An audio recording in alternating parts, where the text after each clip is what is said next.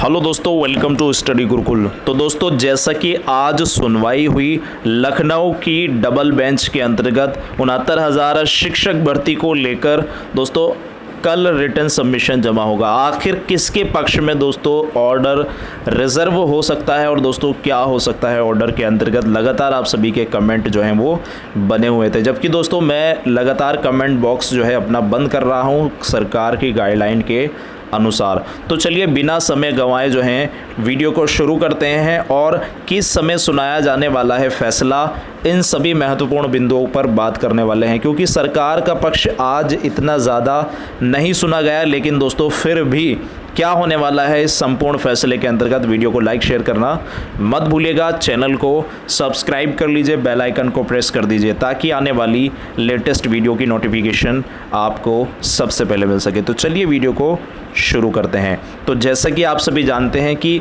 सरकार की तरफ से जो सबमिशन हुआ आज दोस्तों, उसमें एजी महोदय ने इतनी बात नहीं की, केवल और केवल 5 मिनट एजी महोदय को सुना गया। जबकि 5-5, 7-7 मिनट एलपी मिश्रा साहब, सुदीप सर और दोस्तों अन्य अधिवक्ता, उनको दोस्तों रिटन सबमिशन देने की अनुमति कोर्ट ने दे दी थी। लेकिन दोस्तों रिटन सबमिशन किसी के पास नहीं था, ना ही तो गवर्नमेंट के पास था, ना ही दोस्तों जो दूसरी पार्टी उत्तर कुंजी विवाद को लेकर गई हुई है, छात्र गए हुए हैं, लगातार मांग कर रहे हैं नंबर बढ़ाने को लेकर, ना ही उनके पास था। तो ऐसे में दोस्तों कल का समय दे दिया गया है 69,000 शिक्षक भर्ती के अंतर्गत रिटन सबमिशन दाखिल करने का। दोनों पार्टियां करेंगी। आई होप आप समझ चुके होंगे कि क्यों रिटन सबमिशन दाखिल होगा। अब बहस नहीं हुई। अब आप थोड़ा सा बातों को समझिए कि बहस इतनी ज़्यादा नहीं हुई, और बहस हुई तो किन किन मुद्दों पर हुई और किसके पक्ष में हुई ये भी बताएंगे। लेकिन रिटन सबमिशन से ही सारी चीज़ें क्लियर हो जाएंगी। ये जो मुद्दा लगा हुआ है, आपको पता होगा कि पंकज कुमार जायसवाल सर की बेंच में लगा हुआ है, जिनके पास 69,000 से संबंधित सभी तरह के आंकड़े मौजूद हैं, क्योंकि इन्होंने ही दोस्तों डबल बेंच में सरकार को 60-65 पर जिताया था।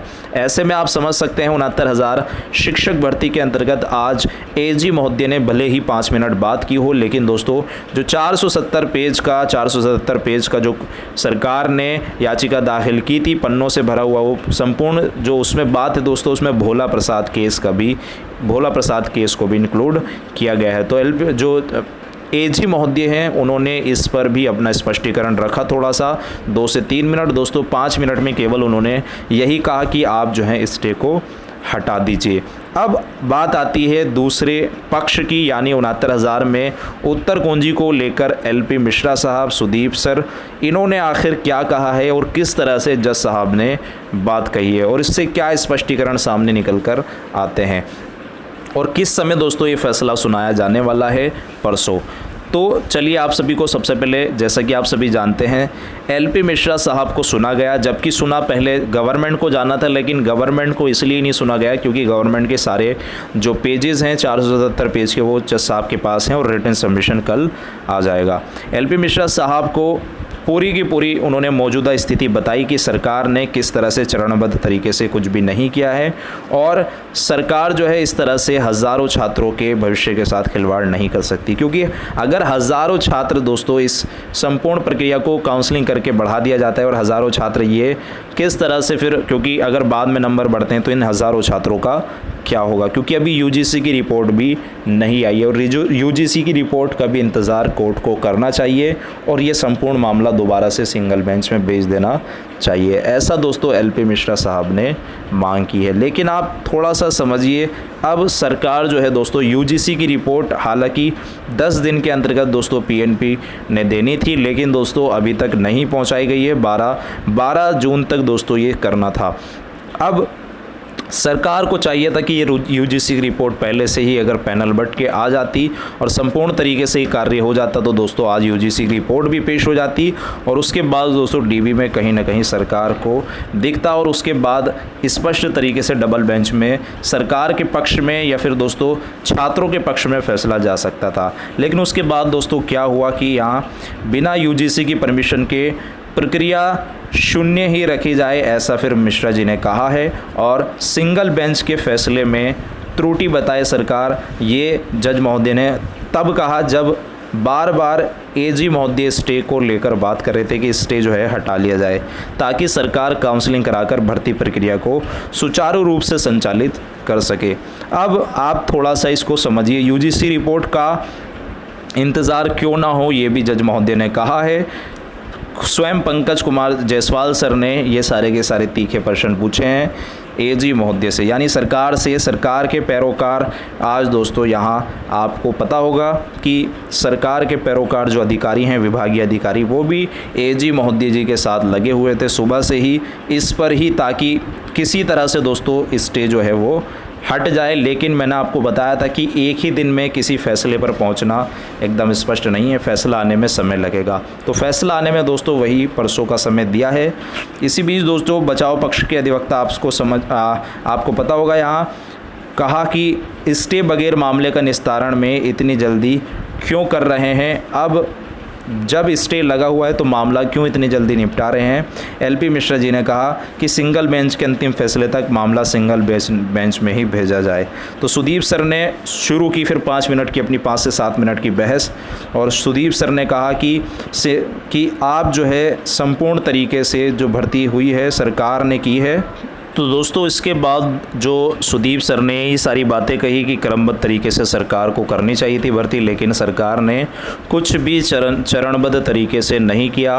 और एजी महोदय ने कहा कि जो सरकार है अपना पक्ष जो मजबूती से है वो रख चुकी है उस प्रकरण के अंतर्गत उन्होंने जो फाइल दी थी, और ऐसे में एजी साहब ने फिर अपना मजबूती से पक्ष रखा। उन्होंने भोला प्रसाद केस की बात की और इसके बाद ही 2 से 4 मिनट के अंतर्गत दोस्तों ये बात हुई, और उसके बाद ही तुरंत जो कोर्ट ने उत्तरमाला पर स्टे सरकार की अपील पर ऑर्डर रिजर्व कर दिया और इसका समय निर्धारित कर दिया कि कल तक सरकार जो है 69,000 में अपना रिटन आर्गूमेंट जमा करें, और दोस्तों इसका फैसला परसों यानी 10 जून को सुना दिया जाएगा। ऐसा कहते हुए दोस्तों कोर्ट ने इस प्रक्रिया को बंद कर दिया, यानी सुनवाई समाप्त हो गई। अब दोस्तों परसों किस समय फैसला आएगा, सबसे बड़ा प्रश्न जो है ये है कि परसों फैसला किस समय आएगा, और आएगा तो आखिर क्या फ़ैसला आ सकता है। क्योंकि काफ़ी ज़्यादा आप सभी के कमेंट थे कि आखिर फ़ैसला, क्योंकि सरकार का पक्ष था, सरकार को केवल 5 मिनट सुना गया, जबकि जो पहले से ही अधिवक्ता एलपी मिश्रा साहब हैं इनको केवल और केवल 5 से 7 मिनट ये सारी बातें सुनी गई। तो ऐसे में मैं आपको क्लियरली कह देना चाहता हूँ कि आप इस पर स्पष्ट हो जाइए कि जो गवर्नमेंट ने अपनी तरफ से साक्ष्य उपलब्ध कराए हैं और जो रिटन सबमिशन के अंतर्गत कल देंगे उसके बेस पर ही फैसला होगा। तो अब रिटन में क्या होगा गवर्नमेंट की तरफ से, और दूसरे जो छात्र हैं उत्तर कुंजी मामले को लेकर उसमें क्या है, उसको पढ़ने के बाद ही, क्योंकि रिटन होगा और रिटन के बाद ही दोस्तों आप समझ सकते हैं उस संपूर्ण चीज़ों को पढ़ने के बाद ही उस आर्गूमेंट के बेस पर ही इसमें कोई आउटपुट निकल कर आ सकता है। तो आज की सुनवाई पर तो केवल यही है, 20 से 30 मिनट की सुनवाई हुई, कोई इतनी ख़ास सुनवाई नहीं थी, लेकिन सारी की सारी जो चीज़ें निर्भर करेंगी वो आप सभी को कल के रिटन सबमिशन पर निर्भर करेंगी। तो ऐसे में जो फैसला आएगा वो रिटन के बेस पर ही आएगा। क्या रिटन बेस में सरकार देगी और यूजीसी की रिपोर्ट में आखिर क्या एक्सप्लेनेशन देगी सरकार की, यूजीसी की रिपोर्ट अब तक नहीं आई है। इसी परिप्रेक्ष्य में दूसरे जो छात्र जो उत्तर कुंजी मामले में नंबर बढ़वाना चाहते हैं वो क्या अपना रिटन सबमिशन रखेंगे कि सरकार ने किस तरह से उनके साथ अन्याय किया है और किस तरह से वो काउंसलिंग से बाहर हो सकते हैं अगर ये संपूर्ण तरीके से संचालित होती है। और सिंगल बेंच के ऑर्डर को भी उसमें मेंशन किया जाएगा इनके रिटन सबमिशन में।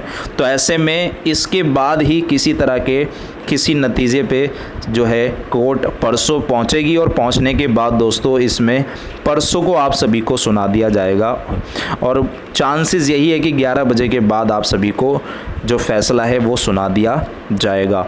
तो फैसला स्टे हटने के लिए भी आ सकता है और कॉमन अंक या फिर यूजीसी की रिपोर्ट के इंतज़ार करने पर भी आ सकता है कि आप 5 से 7 दिन यूजीसी की रिपोर्ट का इंतज़ार करें, फिर उसके बाद इस पर कोई स्पष्ट फैसला लेंगे, ऐसा भी आ सकता है। लेकिन ये संपूर्ण प्रक्रिया जो है न्यायालय के अधीन है, किसी तरह का केवल और केवल कयास ही लगाया जा सकता है। क्लियर कहना आज की सुनवाई के बेस पे मुमकिन नहीं है, क्योंकि आज की सुनवाई में जज साहब के द्वारा तीखे सवाल गवर्नमेंट से किए गए और तीखे सवाल की वजह से ही दोस्तों अब आप सोच रहे होंगे कि फैसला जो है छात्रों के पक्ष में आ जाएगा, कॉमन अंक वालों के। ऐसा भी नहीं है, क्योंकि दोस्तों आप समझ सकते हैं सारी चीज़ें जो इंटरलिंक हैं और ये जो डिपेंड करेंगी वो केवल और केवल रिटन सबमिशन जो कल जमा होंगे उन पर ही डिपेंड करेगी। अब कल क्या रिटन सबमिशन जमा होंगे ये भी आपको स्पष्टीकरण दे दिया जाएगा। अगर सरकार के अधिकारियों द्वारा ये सूचना मिलती है हमें तो बता दिया आप सभी को जाएगा।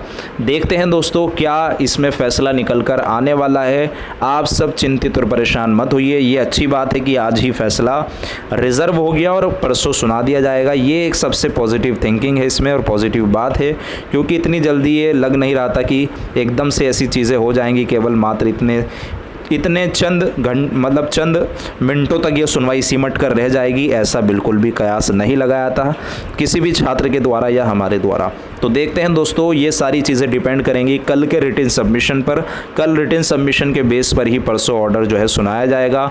देखते हैं क्या होने वाला है ऑर्डर के अंतर्गत। ज़्यादा जानकारी के लिए आप हमारे टेलीग्राम ग्रुप को ज्वाइन कर लीजिए। आपको स्टडी गुरुकुल 69,000 बिना स्पेस देकर सर्च कर लेना है, या फिर आपको सर्च करना है @स्टडी गुरुकुल 69,000 ये सर्च कर लीजिए आप बिना स्पेस देकर, तब भी आपको हमारा चैनल मिल जाएगा। तो आई होप आप संपूर्ण रणनीति समझ चुके होंगे कि केवल और केवल जो डिपेंड करेगा वो रिटन सबमिशन पर डिपेंड करेगा कोर्ट ऑर्डर। देखते हैं क्या होने वाला है। और भोला प्रसाद केस पर सरकार को दोस्तों कहीं ना कहीं पॉजिटिव चीज़ें मिलने वाली हैं, और पहले से ही पंकज कुमार जायसवाल सर इस केस को जानते हैं, तो ऐसे में ये भी गवर्नमेंट के लिए फ़ायदेमंद है। लेकिन उत्तर कुंजी प्रकरण छात्रों के लिए भी कहीं ना कहीं इसमें पॉजिटिव थिंकिंग रखनी चाहिए। और देखते हैं क्या होने वाला है, वो संपूर्ण चीज़ें आप सभी को बता दी जाएगी समय आने पर, और आप सभी के साथ लाइव भी जुड़ा जाएगा। मिलते हैं अपनी नेक्स्ट अपडेट के साथ। फिलहाल इस वीडियो के माध्यम से मात्र इतना ही। Thanks for watching video. Take care, bye bye, God bless you all guys. जय हिंद, जय भारत, टेक केयर।